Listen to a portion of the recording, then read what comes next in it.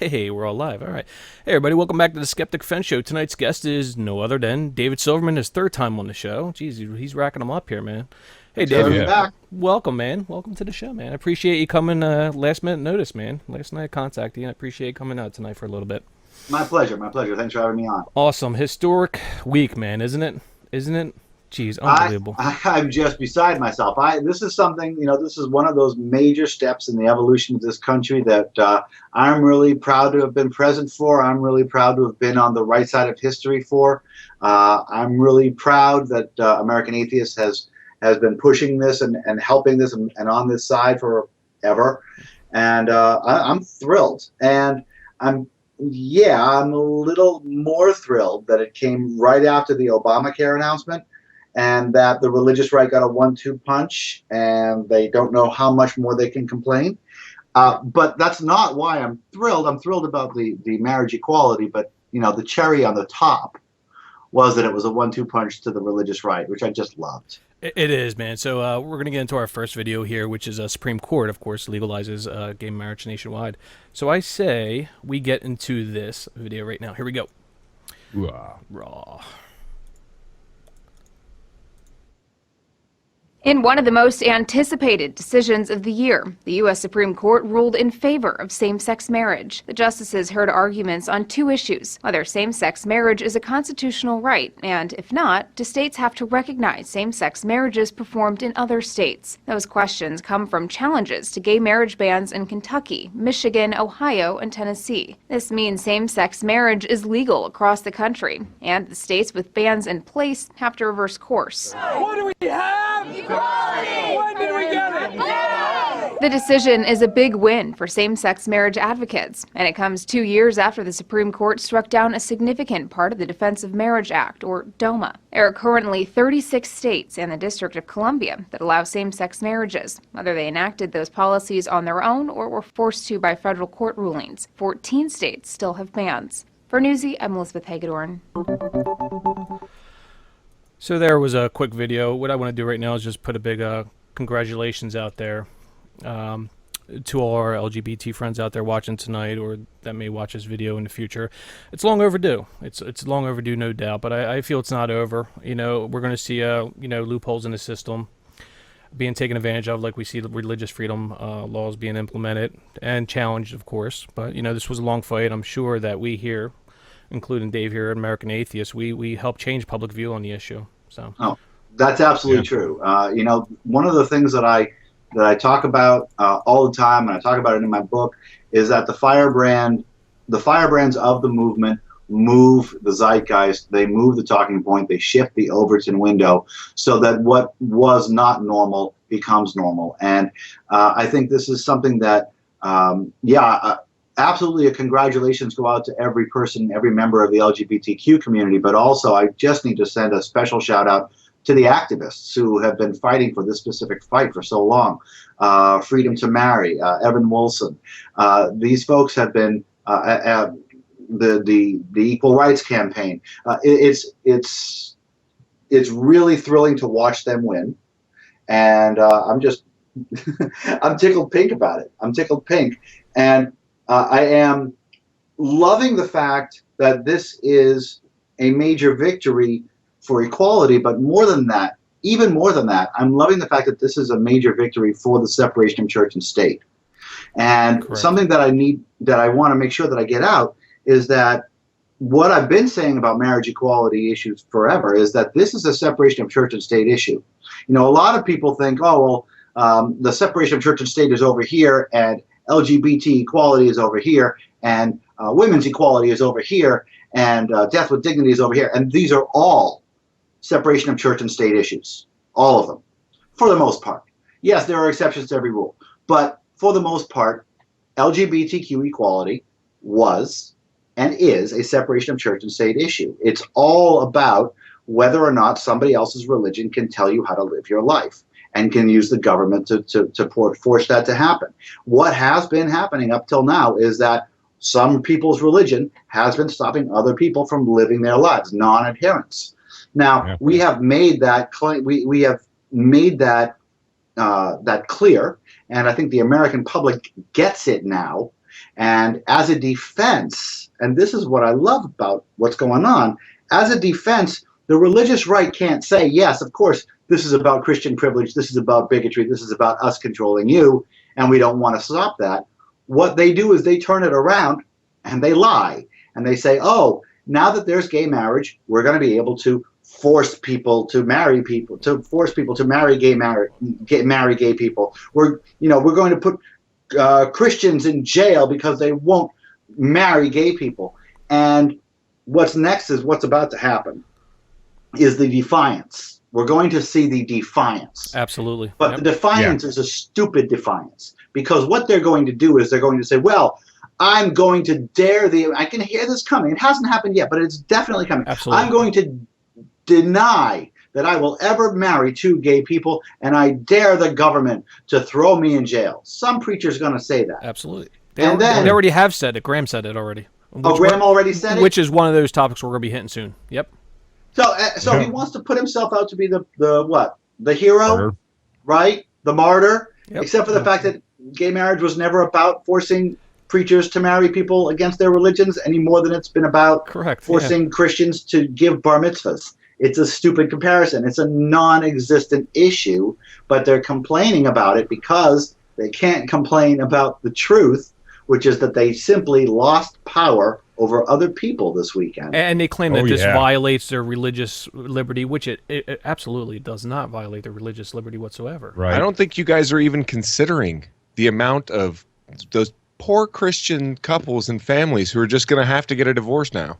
Yeah, exactly. And they keep pushing these lame this lame point that this somehow affects them. They've been trying so hard to make people understand why other people over there getting married affects people over here who are already married. They can't. It doesn't make any sense, because the reason that all of these things that they're putting out is just ridiculous is because they're lies. The truth is, this is not about preachers being forced to marry people. This is not about any of that. This is about whether or not Christianity gets to tell the rest of the country how to live. Some preachers get to tell the country how to live. That's what this is about. It's about power. It's about control. It's about Christian privilege. And it just got a swift kick in the rear this weekend. And I'm just loving watching the reaction, watching them complain, watching them say, oh, no, now we're going to be so persecuted because other people have equality. That's persecution for them. Yeah. Right. And you know now that anything that happens in the future, no matter how small it is, it's going to be, it's because we legalize gay marriage. That's right. Yeah. Hey, my God! God! You guys know this, on a very really important thing. Right now, I'm in New Jersey, and right now it is raining slightly outside. Yeah, I'm in New Jersey too, Dave, and it's raining here too, buddy. What more proof? This is the wrath of God. It is, Dave. We're stuck in it, me and you. Actually, I have a slight lag in my internet connection. Damn you, gay marriage! You know what? It's been it's been 110 degrees consistently this week. Gee, yeah. It's because God knew it was coming. God must be punishing us here. God punishing America for gay marriage. That's probably it. Global warming is probably God punishing. Yeah. Have you guys heard about all the right wingers and conservatives who are like, that's it, I'm moving to Canada. Yeah, go do that. And then everyone had to tell them that Canada's had Legal gay there, marriage too. for a long time 10 now. years. 10 years. Yeah, I'm going to move to Canada. Oh, no, wait, I'm going to move to Mexico. Oh, no, wait, I'm going to move to Norway. Oh, no, wait, I'm going to move to Denmark. Oh, wait. I'll move to Uruguay. Oh, wait a minute. I'm going to move to Ireland. I have to move to Afghanistan to find somebody as intolerant as I am? I mean, seriously, man, it's all about coming together for humanity and equality, of course. It's sad to say that we have lost many people in the LGBT community over the hatred spewed by bigots and people that just simply have no idea what equality or even love really is. I wish these people in the future could learn to put themselves in other people's shoes and maybe talk to a gay friend or talk to somebody that's gay and listen and support your fellow human being. If the hatred, I should say, is affecting them, it's about inquiry and mutual respect. It goes a long way in knowing. So, And the problem, one of the things that really bothers me, one of the so many things that really bothers me about religion is how it turns nice people into total. Can I swear? You can fucking Absolutely. curse all you want. Okay, yes, coctopus. Yes, of course. Thank God. Oh, So religion Right. takes nice people and it convinces them that it's good to be a total asshole. Yeah. That's what religion does. Okay, it says not only is faith without cause good, but it also says hatred and bigotry against these people is a positive. And shutting yourself down and not putting them into their shoes, not putting yourself into their shoes, not thinking about them, treating them as an outsider, treating them as a second-class citizen. That's what religion makes people do. Yeah. And it's just about all religions do that. Insiders and outsiders, that's what it does. Right. So when we're talking to our religious Christian friends, I really need to stress this. Our religious Christian friends are not evil people. They are wait. feared people. This begs the question. I Then agree. you think it's the good people led astray by the Bible, not bad people using the Bible as an excuse, or is I there think like it's a both. mix there? I think it's a mix, yeah. It's definitely both, and usually you can tell, and sometimes Yeah. you can't, because sometimes there's a whole chicken and egg thing going on there. You know, is this person an asshole because it was drilled into him, or is this person an asshole because he's just inherently an asshole and he's using the Bible to protect his bigotry? It's hard to tell sometimes, but when you talk to people who obviously don't know about what they're talking about, sometimes you can see through the lie. Sometimes you can tell that it's a total lie, that a person is just, and maybe fooling themselves, maybe attempting to fool themselves by pretending, of course, that their God agrees with them and that their bigotry is God-made, not themselves made, and that, you know, makes it more legitimate in their eyes. And that's what religion does. It legitimizes these bigoted feelings, this bigotry, and it calls it objective good.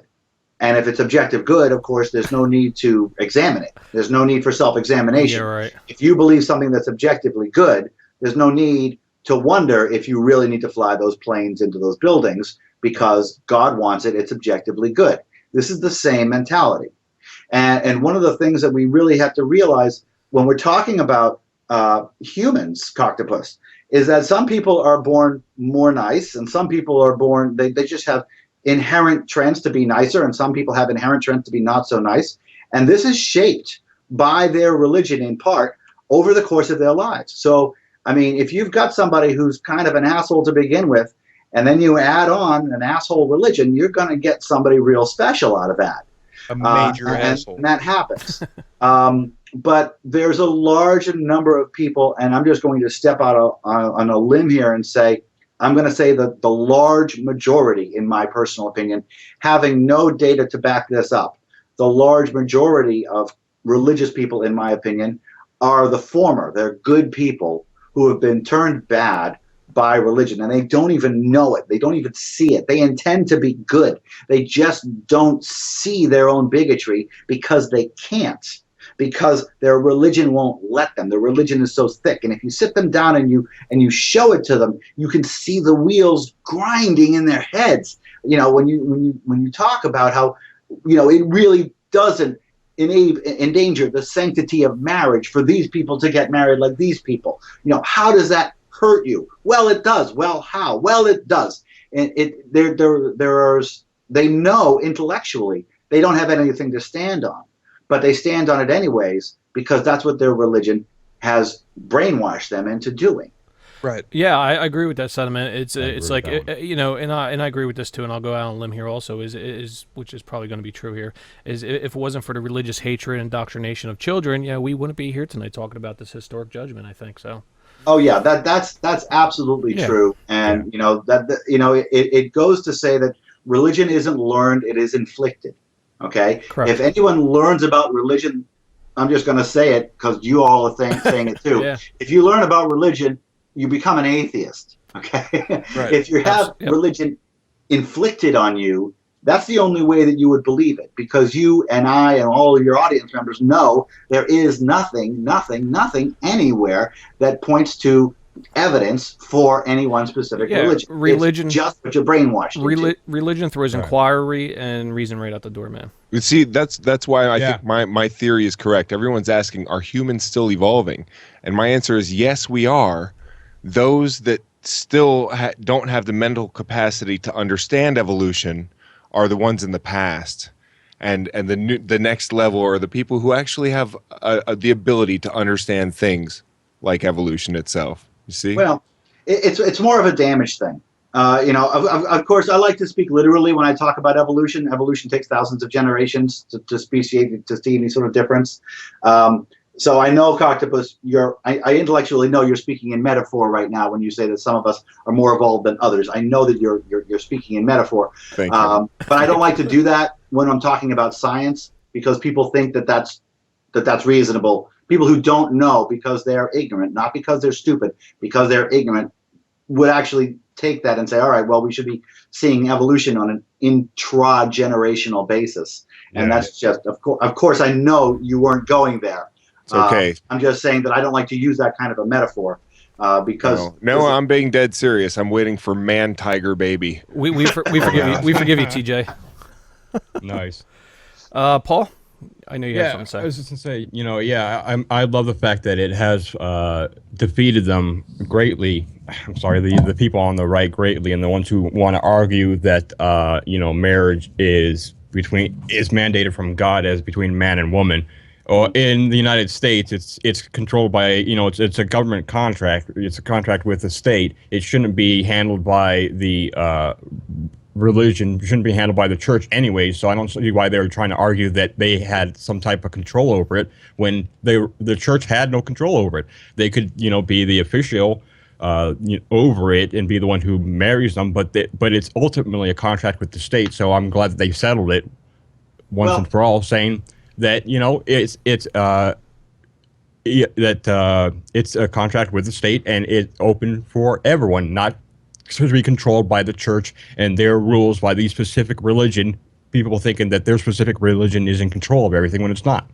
And that's an important point. I would like to actually counter that a little bit, because I see marriage as the perfect example of the merger of church and state, because I see marriage as both a religious and a secular institution. May even have started in the religious realm. I don't know, honestly. But it is, in my opinion, most definitely both a religious institution and a secular institution. So it is an example of the merger between church and state. And so we had this conflict up until this weekend where church and state differed really, really hard and conflicted. And you could not have fair marriage without distancing yourself from the religion. And this is a good example, this is a good reason, one of the reasons why I say that separation of church and state is a synonym for religious freedom. They are the same thing. If you have religious freedom, you have the separation of church and state, and every step away from the separation of church and state, you take a step away from religious freedom. And so when you have marriage, we had, yes, a secular institution, a contract with the state, but we also had a contract with the church. And they were in the same name. Yeah. And so it was, to a point, legitimate for religious people to say, hey, don't make me marry these people. At a low level of information, you can see where they would go there, because it's very reasonable to see that a marriage can be viewed as a religious institution, just like a bar mitzvah. But just like a bar mitzvah, you can't force a priest to give a bar mitzvah. You can't force a religious person, a religious leader, to give anything outside of their religion. That's just insane. Right. That's not what anybody is interested in. So when you're talking about marriage, in my opinion, what we have seen is a good example of what happens when church and state are merged. When you have a secular fair state and a religion, a religious belief, even if it's, as it is with marriage, even if it's all religions together, it still conflicts and it's still unfair. And the only way to make it fair is to separate those. As of now, marriage is a contract between the person and the state. The churches can do what they want. They can act as officiants if they want. But as of right now, what has happened is, and that's basically what this decision did, is it took that away It unmerged marriage from the church and state, and it made it a single state institute. And now nobody's religion can stop anybody else from getting married. There you Just go. like nobody's religion can stop anybody else from getting a driver's license. There you go, guys. David Silverman just explained separation of church and state. Spot on. Drew? Oh, well, that's what I meant. What I meant is that the Christian majority were trying to say that they were the ones who controlled marriage, but it's not that way. It was a state. It was a contract with the state. They're trying to say that their particular marriage is what should be the standard because for reasons, and that's what I'm saying, that it's settled that no, your religion is not the one that's in control of marriage. Right. Nobody's is. And we should make sure that nobody's religion is in control of anything as far as I'm concerned. Nobody's religion should be in control of anyone else's life. And that's why the farther you get away from the merger of church and state, the more you have religion and government separation, the more religious freedom you have. That's why they're synonyms. I know the word isn't synonyms. It's some other word, and unfortunately it's escaping me right now, but synonyms is close enough. It's really something now to see the reaction where you've got all of these really, really butthurt Christians who are thinking that their religion has been impacted on this because the preachers have been lying to them, because the preachers can't tell the truth to their parishioners about why they oppose gay marriage, because they're too embarrassed to say this is about us controlling other people. And so they create these fictitious threats around Christianity, around whoever it is. And it has been Christianity that's our big control problem. That's our big control freak. But it's all religions that are the lies, and it's all religions that had a stake in this. And what we just saw this weekend, is not just an increase in freedom. It is an increase in secularism. It is a major step towards secularism. And if you read the dissenting opinions by those justices, they are nonsense. And you know what? Scalia, I don't say to Supreme Court justices that they write nonsense lightheartedly, but they write nonsense. And if you read, and I hope everybody does read those dissenting opinions, they read like nonsense, again, because nobody is talking about what this actually was about, control. They're talking about how preachers are now going to be forced to marry other people. It's complete bullshit. And yes, the justices know it.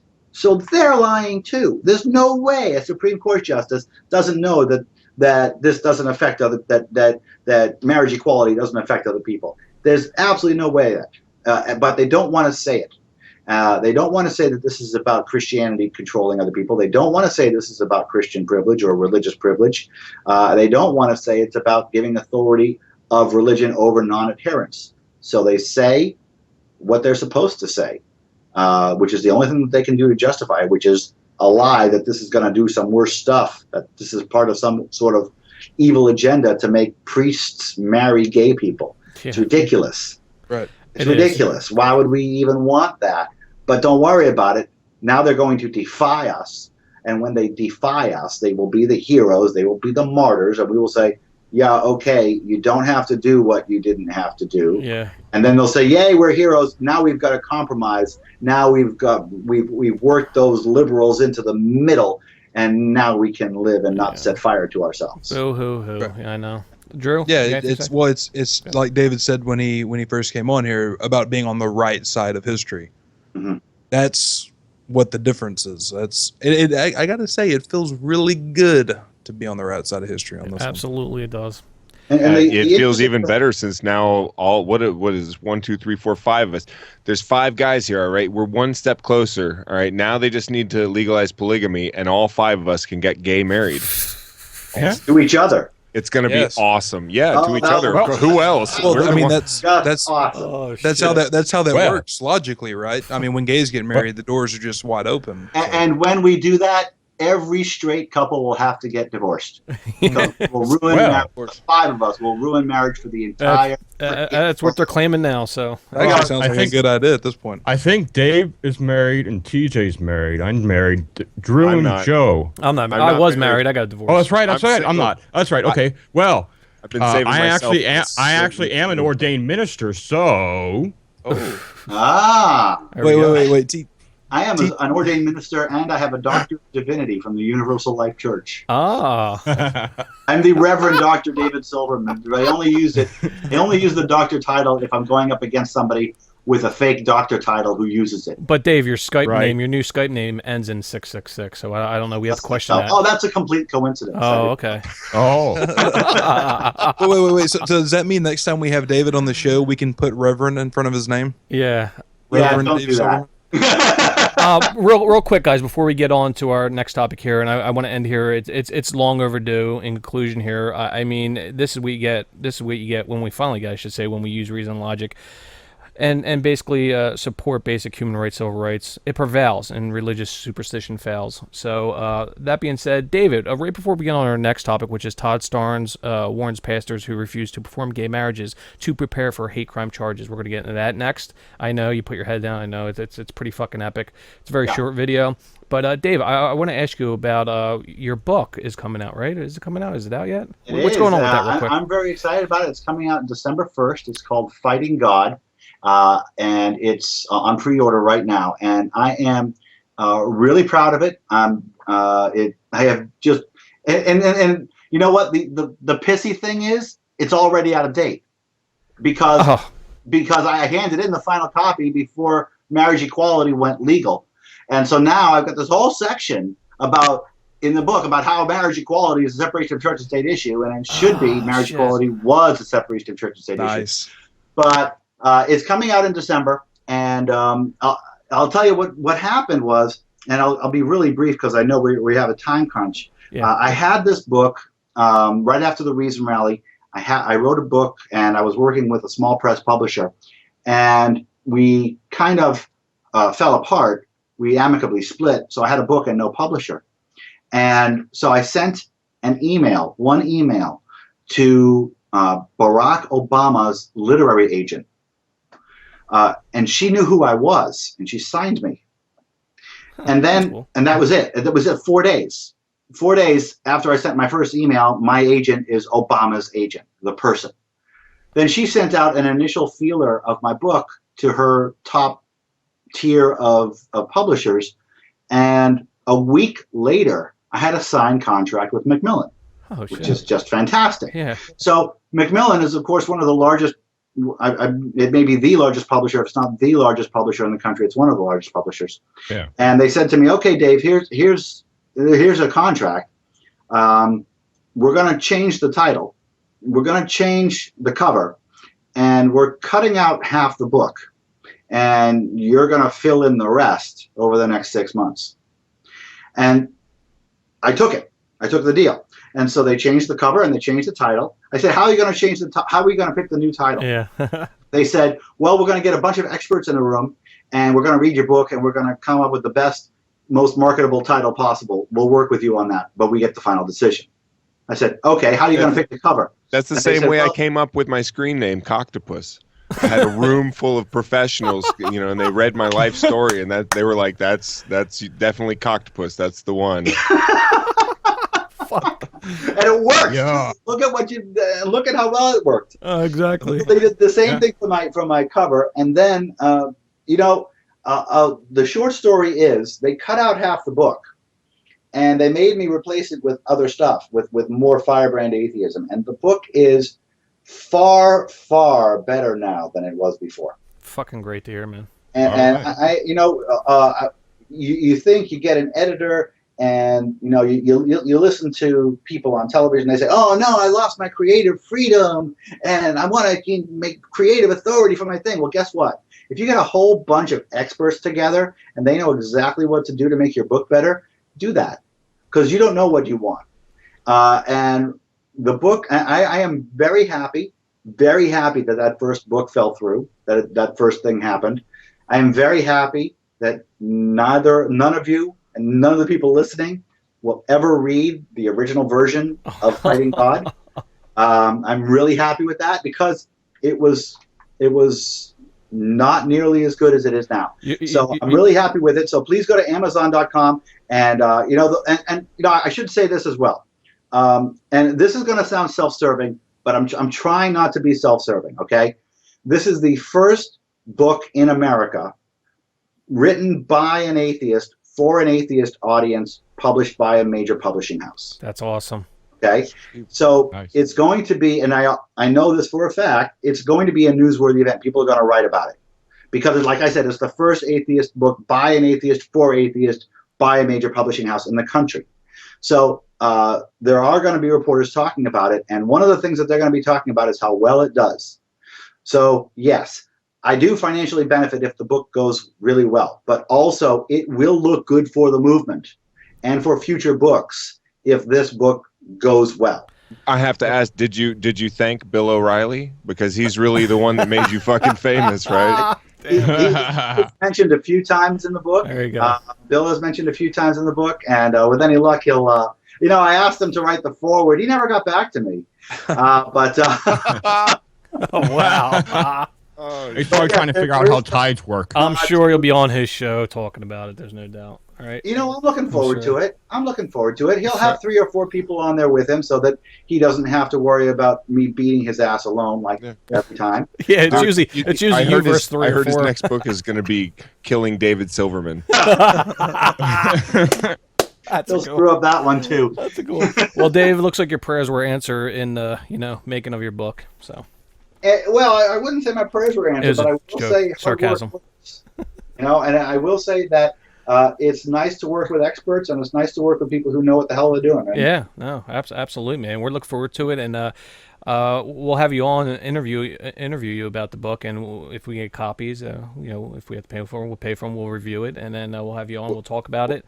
What's the title one more time? I'd like that. And so Yeah. my point is, yes, it does serve me personally. I admit that, but also I want everybody to buy the book and give it to their friends, because the more this book sells, because it is in a unique position, because it is Correct, its own yeah. first, Yeah. it will have an effect. So there is an activism component to buying my book, which is about What's the title one more time? Fighting God, an atheist manifesto for a religious world. Nice. By Yeah, Reverend well- Dr. Dave Silverman. But If yeah, you do sign it, would you please write Reverend Dave Silverman? Yeah, that'd be sweet. Maybe. But yeah, I mean, like, we'll definitely push it here big time, no doubt. And yeah, maybe I'll come up, meet you, and get a couple signed copies, and maybe we'll give them away during the show. I think that'd be Sure, cool. that'll be that's possible. Absolutely. Yeah, I'm in Jersey. want I'm only like yeah. 35 minutes away from you, 40 You minutes. got to sign my digital copy. my All right. digital copy. we'll Gotta be figure out a way to sign a digital copy. we'll be on audiobook real quick. Yeah, I'm gonna do my All right, own cool. audiobook. I'm gonna Nice. record it in October. Nice.